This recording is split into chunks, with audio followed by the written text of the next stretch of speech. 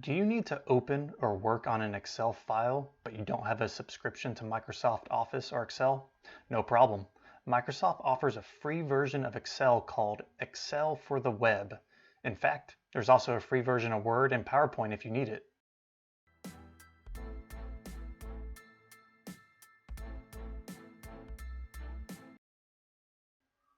Why does this matter, you ask? Well, let me do a little self-promoting first. I put out a video series on how to create a budget when buying a car, as well as how to negotiate pricing. And for those videos, I have an Excel spreadsheet which viewers can download and use on their own. But many people don't have an Excel subscription, so that's why I'm making this video. As a side note, if you're thinking about buying a new car and you want to know how to create a budget and get a great price on it, I'll put the link in this video for it. To get the free version of Excel, go to office.com. Now dust off that old Hotmail email account because you'll need it to log in. If you don't have a Hotmail or Outlook account, you can set one up for free. Click on the Sign Up for the free version of Office.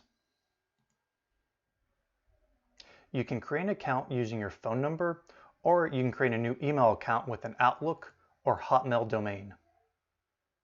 Once you create your account and log in, you'll see your Office dashboard, which includes Word, Excel, PowerPoint, Outlook, OneDrive, which gives you access up to 5 gigs of storage capacity, and additional applications. To open your document, click Upload and Open.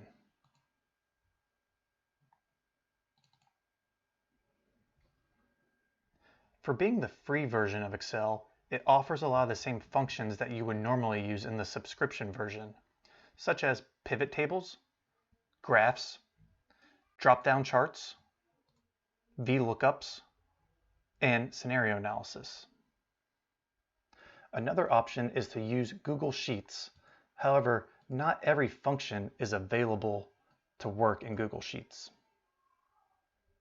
One example is this scenario analysis that I was running to compute the total interest cost. In Google Sheets, it was only able to run 2 of the 3 scenarios. Take a look back at the Excel for the Web version, and it's able to handle all 3 of these tasks.